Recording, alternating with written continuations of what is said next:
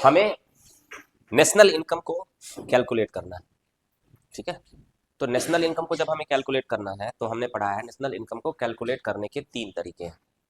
ठीक है, 3 तरीकों में जो पहला तरीका है उसे हम कहते हैं उत्पाद विधि। उत्पाद विधि जो लिखा हुआ है आपके बीच बुक में, या मूल्यवर्धन विधि, प्रोडक्शन मेथड, या वैल्यू एडेड मेथड। ठीक है, पहला है प्रोडक्शन मेथड या वैल्यू एडेड मेथड। दूसरा है हमारा व्यय विधि, कंजम्पशन मेथड। और तीसरा है हमारा आय विधि, इनकम मेथड। तीनों मेथड के अंतर को हमें समझना है। ठीक है ना, ओके।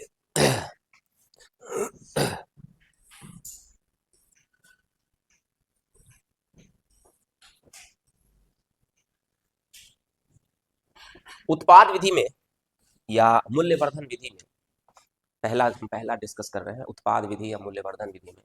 उसमें हम एक वर्ष में उत्पादित सभी वस्तुओं की और सेवाओं की कीमत लेते हैं। ठीक है, एक वर्ष में उत्पादित सभी वस्तुओं और सेवाओं में जो मूल्य वृद्धि हुई है, जो वैल्यू ऐड हुई है, हम उसको लेते हैं। है ना, ये मैंने एग्जाम्पल में आपको उस दिन समझाया था कि इसे हम कैसे निकालते हैं। तो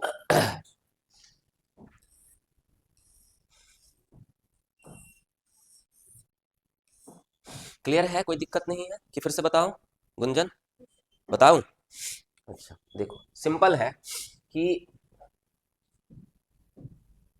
दो कंपनी है,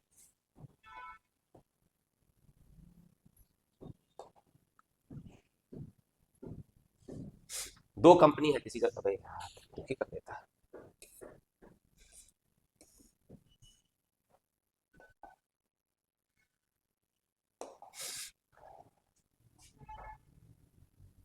दो कंपनी है ए और बी, है ना।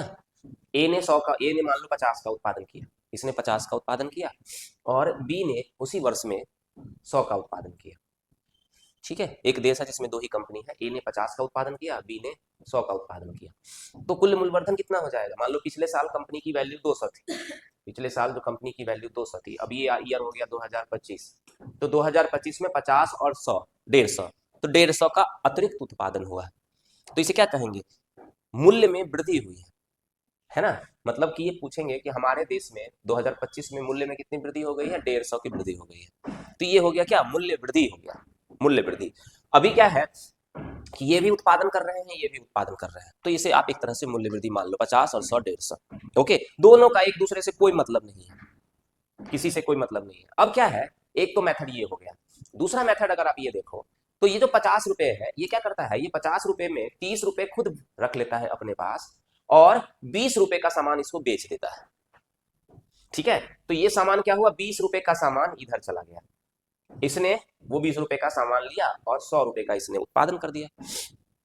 ठीक है, अब देखो, अब इसका हम वैल्यू एडेड निकालेंगे, इसका वैल्यू एडेड। तो इसका वैल्यू एडेड निकालेंगे तो कैसे इसका वैल्यू एडेड निकालेंगे? तो इसने जो उत्पादन किया है 50, इस 50 को हम यहां पे रख लेंगे। ठीक है, अब इसने जो उत्पादन किया है 100, इसमें से जो 20 है इसको तो हमने यहीं पर कैलकुलेट कर लिया है, पहले से कैलकुलेट कर लिया, तो अब हमें दूसरा दोबारा इसे कैलकुलेट नहीं करना चाहिए। तो हम क्या करेंगे, 100 में 20 घटा देंगे, है ना। हम करेंगे 100 में 20 घटा देंगे तो क्या आ जाएगी वैल्यू? 80। तो हम क्या करेंगे, इसमें 80 जोड़ देंगे, तो ये कितना वैल्यू एडेड हो गया? 130 वैल्यू एडेड हो गया। इन दोनों तरीकों से हम इसे समझ सकते हैं। इस तरह से हम पूरी इकोनॉमी का वैल्यू एडेड करके निकाल लेते हैं। जो पूरी इकोनॉमी का वैल्यू एडेड करके निकाल लेते हैं तो वो हमारा नेशनल इनकम या जीडीपी हो जाता है। ठीक है, दोनों में अंतर क्लियर है? इसमें क्या है, इन दोनों का एक दूसरे से कोई मतलब नहीं है, दोनों स्वतंत्र रूप से उत्पादन करते हैं। जब स्वतंत्र रूप से दोनों उत्पादन करते हैं तो वैल्यू एडेड इतना हो गया। इसमें क्या है, ये दोनों स्वतंत्र रूप से उत्पादन करते हैं लेकिन इसका सामान यहाँ से ये खरीदता है, तो वैल्यू एडेड थोड़ा सा क्या हुआ हमारे पास यहाँ पर, कम हो गया। ठीक है, ओके, चलो अब क्या है इसमें, वैल्यू एडेड उत्पाद विधि, वैल्यू एडेड विधि। अच्छा, इसमें क्या है हमारा, सकल मूल्यवर्धन और निवल मूल्यवर्धन, ग्रॉस वैल्यू एडेड और नेट वैल्यू एडेड। तो ये जो अभी हमने माइनस करके निकाला था, इसे हम ग्रॉस वैल्यू एडेड कहेंगे, ग्रॉस वैल्यू एडेड, है ना। अगर आप इसे बात करो तो ये हमारा बन जाता है, इसमें अगर आप देखो,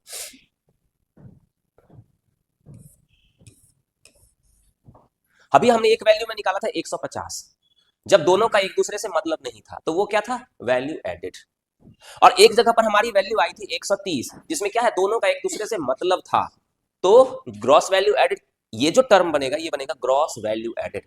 हमने ग्रॉस वैल्यू एडेड में क्या किया, जब एक दूसरे से रिलेटेड है, तो जो कच्चा माल हमने वहां से खरीदा था उसे हम क्या कहते हैं, 20 रुपए को, इंटरमीडिएट गुड। तो हमने क्या किया, इंटरमीडिएट गुड को घटा दिया। तो जब हम इंटरमीडिएट गुड को सब्ट्रैक्ट करके निकालते हैं, तो जो वैल्यू आती है उसे हम कहते हैं ग्रॉस वैल्यू एडेड, सकल मूल्य वर्धन। ठीक है, ओके। अच्छा, हर साल कंपनी में कुछ टूट फूट होती है, मूल्यह्रास जिसे हम कहते हैं। अब क्या करें हम, ग्रॉस वैल्यू एडेड में मूल्यह्रास को भी घटा दें, तो हमारा आ जाएगा निवल मूल्यवर्धन या नेट वैल्यू एडेड। बस तीनों के अंतर को समझना है, value added, gross value added और नेट वैल्यू एडेड। मूल्यवर्धन, सकल मूल्यवर्धन और निवल मूल्यवर्धन। क्लियर है?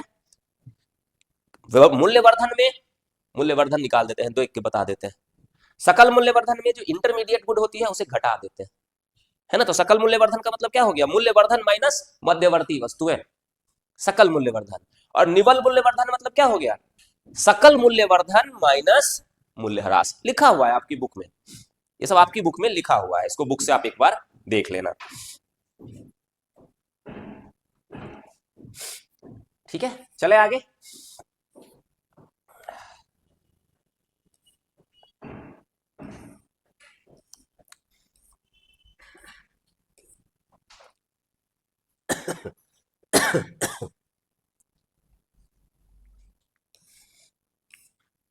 अब कहता है, मान लो कि आप क्या कर रहे हो, मूल्यवर्धन को निकाल रहे हो ना, ध्यान समझना है इसे। तो मूल्यवर्धन में जो वस्तु का उत्पादन हुआ, ठीक है, तो आपने कहा जो वस्तु का उत्पादन हुआ वो ऐड हो गया, मूल्यवर्धन हो गया। लेकिन उत्पादन होता क्यों है, उत्पादन होता है सेल करने के लिए, बिक्री करने के लिए।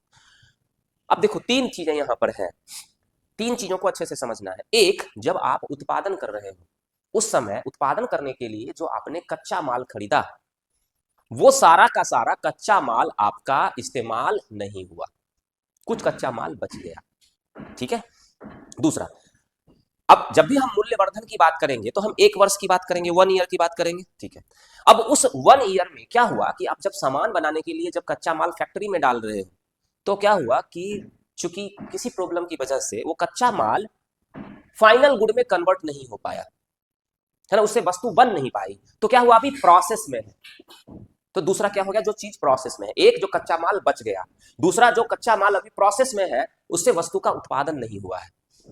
तीसरा, अगर कोई उत्पादित वस्तु की पूरी बिक्री नहीं हो पाई है, बच गई, आपने 100 वस्तु का उत्पादन किया, उसमें से 20 वस्तु बच गई, इन तीनों को, जो बची हुई 20 वस्तु है, इन तीनों को हम कहते हैं इन्वेंटरी या माल सूची। माल सूची कभी भी क्वेश्चन आ जाए तो माल सूची का मतलब क्या हो जाता है, जो कच्चा माल हमने इस्तेमाल नहीं किया, हमने खरीदा तो हमने लेकिन इस्तेमाल नहीं किया, तो एक वो। दूसरा, जो कच्चा माल अभी प्रोसेसिंग में है, उससे वस्तु का उत्पादन हुआ नहीं है, प्रोसेसिंग वाला कच्चा माल। और तीसरा, उत्पादित वस्तु में से जिसकी बिक्री नहीं हो पाई है, वो तीसरा। इन तीनों को अगर हम मिला देते हैं तो हम इसे कहते हैं इन्वेंटरी या क्या, माल सूची।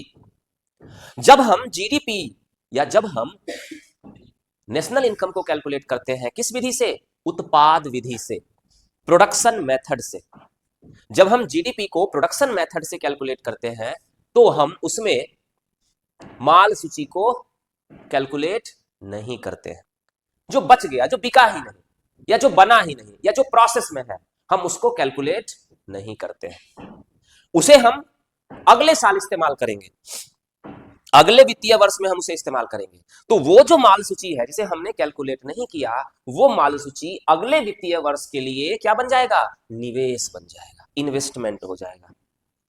ठीक है, इस बार की माल सूची जो बच गया उसे हम जीवीए में, उत्पाद विधि में कैलकुलेट नहीं करते हैं और उसे अगले वर्ष के लिए छोड़ देते हैं, और अगले वर्ष के लिए वो बन जाता है निवेश। ओके, ठीक है। अब देखो, अब मान लो कि इस बार की माल सूची है 100, उसे हमने अगले साल निवेश बना लिया। अब अगले साल क्या होगा, मान लो कि अगले साल आप फिर से, आपकी का यही प्रोसेस चला, अब उस प्रोसेस में क्या होगा, फिर से माल सूची हो जाएगी क्रिएट, हो सकता है फिर से माल सूची क्रिएट हो, नहीं भी हो सकता है, नहीं भी हो सकता है हमने सारा सामान बेच लिया, हमारा डिमांड ज्यादा हो गया तो हमने सारा सामान बेच लिया, तो माल सूची नहीं भी हो सकती है। हो सकता है कि सारा सामान हमने उत्पादन कर लिया, जीरो, तो माल सूची खत्म, है ना। दूसरा ये हो गया कि अगर माल सूची पिछले साल 100 था, इस बार बढ़ के 150 हो गया, ठीक है, या पिछले साल 100 था, इस बार की माल सूची 50 ही बची, ऐसा हो सकता है। तीन कंडीशन को समझो, इस बार माल सूची बची ही नहीं, खत्म, हमने सब बेच लिया, एक कंडीशन ये। दूसरे कंडीशन में पिछले साल हमारा 100 था, इस बार हमने और भी कम बिक्री हो गई, 100 और बच गया हमारे पास, तो 100 है हमारे पास, अच्छा, या 100 है, 150 है, कुछ भी ऐसा मान लो। तीसरी कंडीशन ये है कि इस बार हमने थोड़ा ज्यादा बेचा और बचा हुआ सामान 50 ही रहा हमारे पास, 50 रुपए का सामान बचा रहा, तो क्या हुआ, माल सूची या तो स्थिर है या माल सूची में परिवर्तन आ रहा है, चेंज आ रहा है, ठीक है। अगर जीरो है तो खत्म, माल सूची है ही नहीं। अगर 100 की जगह पर 100 ही है तो माल सूची स्थिर है। अगर 100 की जगह पर 150 हो गया तो माल सूची में परिवर्तन है। अगर 100 की जगह पर 50 हो गया तो माल सूची में फिर भी परिवर्तन है, चेंज तो हो रहा है। तो अगर माल, सही है, सही है, कि ऐसा है कि माल सूची जब हमारे पास बढ़ रहा है ना, जब हमारे पास माल सूची बढ़ रहा है तो हम उसे कहते हैं संचय, और जब माल सूची कम हो रहा है तो हम उसे कहते हैं अपसंचय, ठीक है, ओके। चलो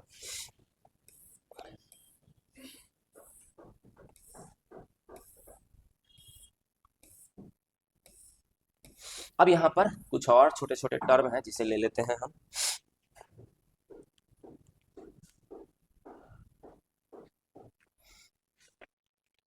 निवेश तो समझ लिया हमने,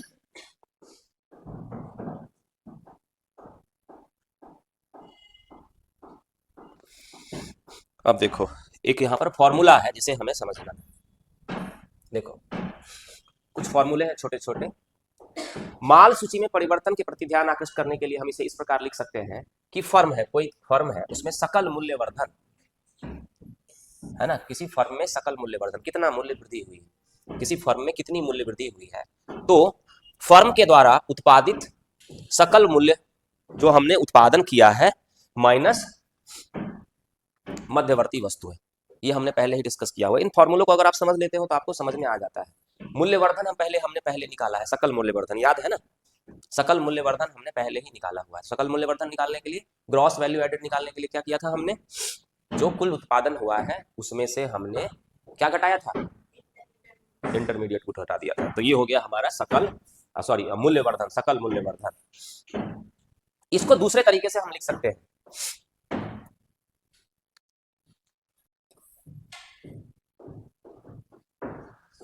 इसको हम दूसरे तरीके से लिख सकते हैं, जीवीए फर्म की बिक्री का मूल्य, ठीक है, जो हमने टोटल बेचा वो फर्म की बिक्री का मूल्य प्लस माल सूची में परिवर्तन का मूल्य, जो माल सूची में परिवर्तन आ रहा है, इसको सबको आपको याद करना पड़ेगा, समझना पड़ेगा, है ना, प्लस माल सूची में परिवर्तन का मूल्य माइनस फर्म द्वारा प्रयुक्त मध्यवर्तीय वस्तुओं का मूल्य। आप इसे 3-4 फॉर्मूले हैं यहाँ पर, मैं इनको एक्सप्लेन कर देता हूं थोड़ा सा आपके लिए। वैल्यू एडेड का पहला फॉर्मूला, वैल्यू एडेड जितना हमने सामान का उत्पादन किया माइनस कच्चा माल, ठीक है, कच्चा माल आ गया। दूसरा क्या है, हमारे पास जो हमने बेचा, जो हमने बेचा, ठीक है, प्लस जो हमारा माल सूची में परिवर्तन का मूल्य आया, जो हमारी इन्वेंट्री का मूल्य आया, वो भी प्लस कर दो, क्योंकि हमने देखा था उसे हमने क्या किया था, निवेश माना था, तो निवेश जो मानेंगे हम उसे प्लस ऐड करेंगे ही करेंगे, तो ये क्या हो गया हमारे पास, प्लस माल सूची में परिवर्तन का मूल्य, ठीक है, माइनस मध्यवर्ती वस्तु, सिंपल, क्लियर है ना, कोई दिक्कत तो नहीं है, चले आगे, ठीक है। तीसरा, वर्ष में फर्म की माल सूची में परिवर्तन, माल सूची में अगर हमें परिवर्तन निकालना है, सारे फॉर्मूले को देखो आपको अंडरस्टैंडिंग लानी पड़ेगी इसके लिए, अगर समझने में कोई दिक्कत होगी तो। अच्छा एक चीज यहाँ पर और किया गया है, यहाँ पर 3 बार ये सिंबल बनाया गया है, 3 बार, है ना, 2 बार बनाते हैं तो उसका मतलब अलग होता है, और 3 बार बनाते हैं तो उसका मतलब अलग होता है। जैसे हम कहते हैं 2 + 2 4, तो उसमें क्या आता है, इक्वल टू का साइन आता है। और जब हम ये कहते हैं कि इकोनॉमी के पॉइंट ऑफ व्यू से सोचते हैं कि इस बार कितना उत्पादन हुआ होगा, 100 रुपए, तो हम क्या करते हैं, वो 100 रुपए हम अनुमान लगाते हैं, जो अनुमान 100 के बहुत नजदीक हो सकता है, लेकिन 100 नहीं भी हो सकता है। 100 के बहुत नजदीक होना, नजदीक का मतलब या तो 100 से कम हो जाना या 100 से ज्यादा हो जाना, 100 भी हो जाना, है ना। इसके लिए हम ये सिंबल यूज करते हैं, उसके नजदीक की वैल्यू प्लस वो वैल्यू भी हो सकती है। अगर वो है, जैसे पूछे कि किसी से पूछा जाए आपकी इनकम कितनी है, तो वो तीन चीजें कह सकता है, लगभग लगभग 40,000। तो लगभग 40,000 का मतलब क्या हो गया, 40,000 के बिल्कुल पास, 40,000 से थोड़ा कम, 40,000 से थोड़ा सा ज्यादा, या 40,000 भी। इसके लिए ये सिंबल यूज किया जाता है, ठीक है। तो जब भी हम माल सूची या इन तरह की बात करते हैं, जीडीए की बात करते हैं, मतलब जीबीए की बात करते हैं, तो उसमें क्या करते हैं हम, उसमें लगभग का साइन डालते हैं, कितना उत्पादन हुआ, लगभग इतना, क्योंकि एग्जैक्ट वैल्यू हमें पता नहीं है, तो हम लगभग इतना की बात कर लेते हैं, ठीक है। तो माल सूची में परिवर्तन इज इक्वल टू लगभग वर्ष के दौरान फर्म का उत्पादन माइनस वर्ष के दौरान फर्म की बिक्री, हमने पहले ही पढ़ा हुआ है ये, इसमें हो जाएगा माल सूची में परिवर्तन, ठीक है। ओके, नेक्स्ट, निवल मूल्यवर्धन। तो हम निवल मूल्यवर्धन जब निकालते हैं तो क्या करते हैं, उसमें से मूल्य ह्रास को घटा देते हैं। नेट, जब भी नेट वैल्यू निकालेंगे तो हम उसमें क्या करेंगे, डेप्रिसिएशन को घटा देंगे, तो क्या हो जाएगी, नेट वैल्यू आ जाएगी। तो निवल मूल्यवर्धन इज इक्वल टू सकल मूल्यवर्धन माइनस डेप्रिसिएशन, ठीक है। ओके, क्लियर है, सारे सारे फॉर्मूला क्लियर है, कोई दिक्कत नहीं है इसमें, तीन चीजें हमारे पास है, कोई दिक्कत तो नहीं है, ठीक है। नेक्स्ट, अब हमें क्या करना है, फाइनली जीडीपी को निकालना है, किसी देश की जीडीपी। तो किसी देश की जीडीपी को निकालने के लिए हम उस देश के अंदर जितने भी काम करने वाले संस्थान हैं, जो प्रोडक्शन करते हैं, उन सबके मूल्यवर्धन को जोड़ देंगे। तो उन सबके मूल्यवर्धन को जोड़ देंगे तो देश की जीडीपी आ जाएगी, ठीक है। तो मान लो कि एन कंपनीज है वहां पर, ये फॉर्मूला है, बहुत इंपॉर्टेंट फॉर्मूला है, उस देश के अंदर नंबर ऑफ कंपनीज एन है जहां से प्रोडक्शन होता है, मतलब प्राइमरी सेक्टर, सेकेंडरी सेक्टर और tertiary sector. Number of company, सबको मैंने कंपनी वर्ड यूज कर लिया, जिसके लिए यहाँ पर फर्म यूज किया गया है। तो नंबर ऑफ फर्म एन है, तो एन को सबको ऐड कर दो तो हमारा जीडीपी निकल आएगा। तो यही A1 A2 dot dot dot dot AN। और जब ये इस तरह से लिखा जाता है तो इसका मैथमेटिक्स में एक फॉर्मूला होता है, इसे हम इससे डिनोट करते हैं, इस वर्ड से डिनोट करते हैं, जिसे कहा जाता है, जिसे कहा जाता है सिग्मा, है ना। तो इसे सिग्मा करते हैं, और सिग्मा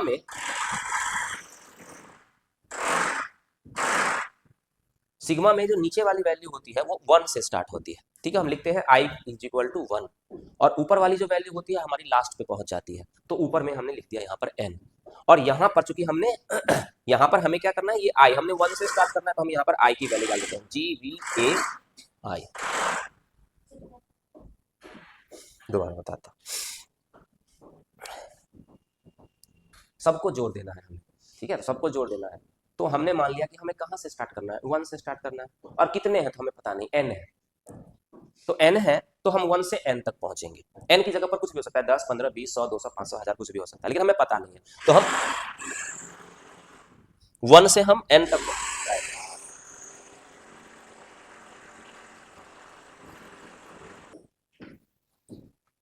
अब दूसरा आ जाता है हमारा व्यय विधि, ठीक है, दूसरी विधि आ जाती है हमारी व्यय विधि। अब व्यय विधि में लिखा हुआ है यहाँ पर, व्यय विधि का मतलब क्या हो जाता है,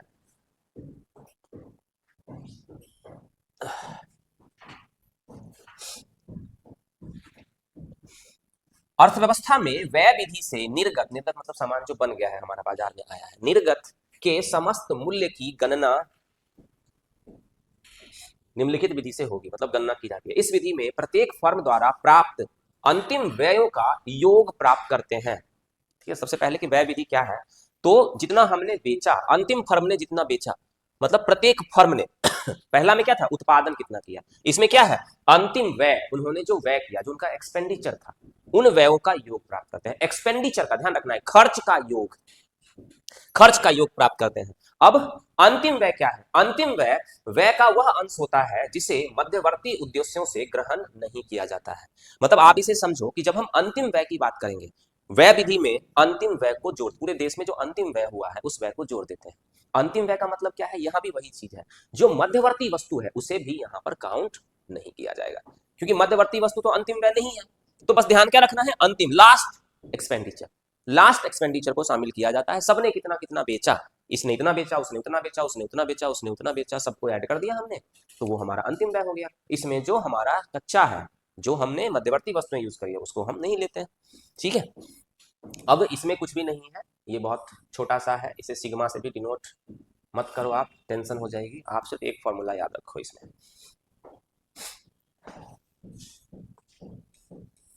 देखो, ठीक है। चलो करते हैं स्टार्ट। तो उपभोग विधि में, कंजम्पशन मेथड में हमें देखना है कि कंजम्पशन कौन कौन कर रहा है ना, कंजम्पशन कौन कौन कर रहा है। तो आप देखो कि दूसरी चीज आप ये समझो कि अगर आपके पास कुछ पैसे आते हैं तो पैसे आप दो तरीके से इस्तेमाल करते हैं। जो पैसे आपके पास आते हैं उसे हम दो तरीके से इस्तेमाल करते हैं, या तो हम उसका कंजम्पशन करते हैं या हम उसे क्या करते हैं, इन्वेस्ट करते हैं। कुछ और काम करते हैं, कुछ और काम करते हैं।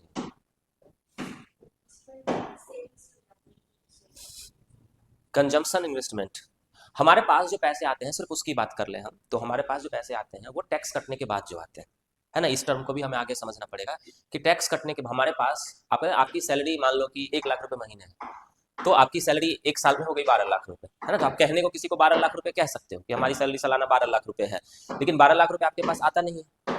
उसमें से क्या होता है, पैसा टैक्स में, गवर्नमेंट को देने वाला जो टैक्स आप कई तरह से टैक्स देते हो, वहां पर एक टर्म बनता है व्यय योग्य आय, मतलब उसमें से कितनी आय आपकी है जिसको आप खर्च कर सकते हो। हाँ, तो यहाँ पर मैं डिस्कस कर रहा था सी का मतलब कंजम्पशन, उपभोग, हम सबके द्वारा जो उपभोग किया जाता है। दूसरा, हम अपने पास जो हमारे पास जो इनकम होती है उसका एक बड़ा सा हिस्सा हम इन्वेस्ट कर देते हैं, तो इन्वेस्टमेंट, तो आई इन्वेस्टमेंट। यहाँ पर जी है, ये जी का मतलब हो जाता है, देखो जब आप कंजम्पशन की बात करते हो तो कंजम्पशन में हम भी कंजम्पशन करते हैं और गवर्नमेंट भी कंजम्पशन करता है ना। गवर्नमेंट का एक्सपेंडिचर, है ना। तो ये हमारा कंजम्पशन है, एक्सपेंडिचर है, और ये गवर्नमेंट का एक्सपेंडिचर है। तो जी का मतलब हो जाता है गवर्नमेंट एक्सपेंडिचर, गवर्नमेंट भी बहुत सारा काम करती है, तो ये गवर्नमेंट का एक्सपेंडिचर। और x माइनस एम, तो x माइनस एम का मतलब हो जाता है निर्यात माइनस आयात। आपको इसे मैं कंपेयर करके नहीं बताऊंगा, इसको आपको खुद से इसे कंपेयर करना है। जैसे क्वेश्चन है मेरे दिमाग में कि जब हमने वो मेथड निकाला, अभी हमने निकाला था मूल्यवर्धन मेथड, तो उसमें हमने निर्यात और आयात को क्यों नहीं लिया था, क्यों नहीं शामिल किया था। उसमें भी तो हमें निर्यात और आयात को शामिल करना चाहिए था, क्योंकि निर्यात और आयात, एक्सपोर्ट और इंपोर्ट एक बहुत इंपॉर्टेंट पार्ट होता है, तो उसमें हमने क्यों नहीं इंक्लूड किया था उसे। तो आपको एक बार इसे खुद से सोचना है। वहां तो हमने निर्यात आयात नहीं लिया था क्या, नहीं लिया था ना। तो आपको क्या हुआ, हाँ पूछो पूछो। मैंने पूछा क्वेश्चन कि यहां पर हमने x माइनस एम लिया, ये x माइनस एम हमने उधर नहीं लिया था उत्पाद विधि में, ठीक है। तो ये हमने क्यों नहीं लिया था उधर, ओके। तो ये दूसरा मेथड था हमारा जिसे हमने कहा व्यय मेथड, ठीक है। जो तीसरा मेथड है हमारा, हम उसे कहते हैं आय method, income method. Income method में लिखा होगा कहीं पर कि इनकम मेथड में एक चीज हमें समझना है यहां पर कि देखो, एक बहुत इंपॉर्टेंट चीज होगी आपके पास, ये कह रहा है कि एक देश के अंदर जो उत्पादन होता है ना, मतलब व्यय विधि का मतलब क्या है।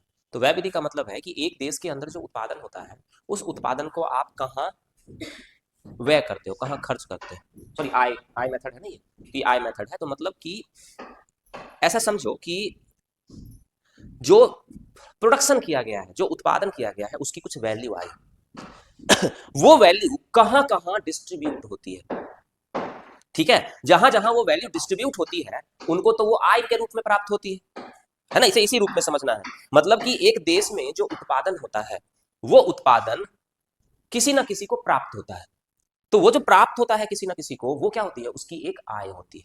तो अगर हम हर एक को कितना कितना मिलता है, अगर हम इसे कैलकुलेट कर लें तो हमें जीडीपी प्राप्त हो जाएगा। अब इसके लिए क्या किया जाता है, इसके लिए एक मेथड दिया जाता है कि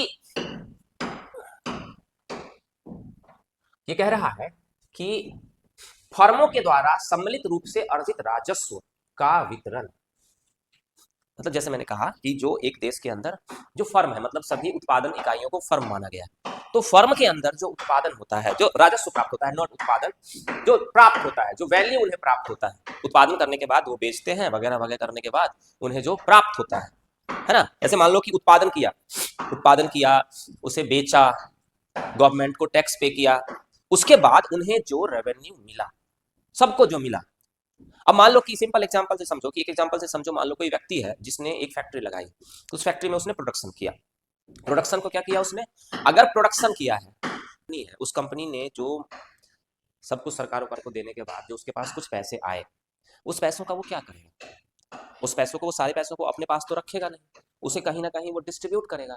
तो वो कह रहा है कि उसे फैक्टर ऑफ प्रोडक्शन के बीच में डिस्ट्रीब्यूट किया जाता है ना, फैक्टर ऑफ प्रोडक्शन के बीच में डिस्ट्रीब्यूट किया जाता है। 4 फैक्टर ऑफ प्रोडक्शन थे हमारे पास। जैसे सबसे पहले क्या है, मान लो कि आपने पूंजी लगाई है, तो पूंजी लगाई है तो उस पर आप क्या करोगे, ब्याज पे करोगे। ठीक है, आपने जो पूंजी लगाई है उस पर आप ब्याज पे करोगे, इंटरेस्ट पे करोगे।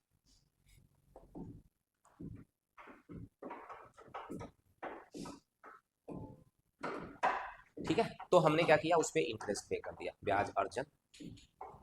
उसके बाद आपने क्या किया, जमीन लिया है ना, आप जमीन लिया है, बिल्डिंग लिया है आपने, तो उस पर क्या करोगे, आप रेंट पे करोगे, तो आपने यहाँ पर रेंट पे कर दिया। ठीक है, इसके बाद जो आपके यहाँ वर्कर्स, उनको आप सैलरी और वेजेस दोगे, वेतन और मजदूरी दोगे। उसके बाद जो आप काम कर रहे हो तो आप उसमें से लाभ का हिस्सा आपको मिलेगा। तो क्या किया, देश के अंदर या उत्पादन जो हो रहा है उस उत्पादन का हमने क्या किया, डिस्ट्रीब्यूशन किया, अलग अलग जगह पर हमने उसे बांटा। तो जहां पर हमने बांटा वो उसकी क्या हो जाएगी, सबकी अपनी अपनी अपनी अपनी क्या है, आय। तो हम यहाँ क्या करते हैं, इसी आय को कैलकुलेट कर लेते हैं। इस आय को जब हम कैलकुलेट करते हैं तो हमें जीडीपी का, जीडीपी का नहीं, जीडीपी हमें प्राप्त हो जाता है। इसका भी एक फॉर्मूला है, इसका फॉर्मूला है ये वाला फॉर्मूला, आप देखो,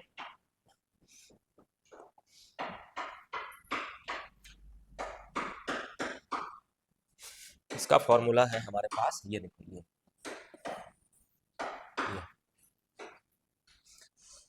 डब्ल्यू से वेजेज, वेजेज और सैलरी वगैरह जो भी आप करते हो आप ये दे दो, पी से प्रॉफिट, लाभ।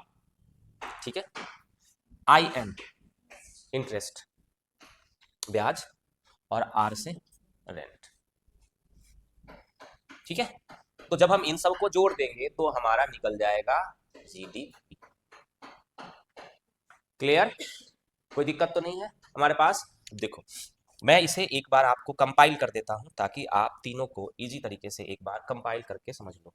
हमने नेशनल इनकम निकाला, नेशनल इनकम 3 तरीके से निकाला। पहला है मूल्यवर्धन, मूल्यवर्धन जो वैल्यू हम ऐड करते हैं उस वैल्यू से हम ऐड, जो एडेड वैल्यू है हमारी, उस वैल्यू को हम कैलकुलेट कर लेते हैं तो हमारा निकल जाता है नेशनल इनकम, जिसको हमने एक फॉर्मूले से देखा था, सिग्मा वाले फॉर्मूले से, है ना। वो क्या हो जाता है, GB A1 GB A2, है ना, वो हमारा ये फॉर्मूला।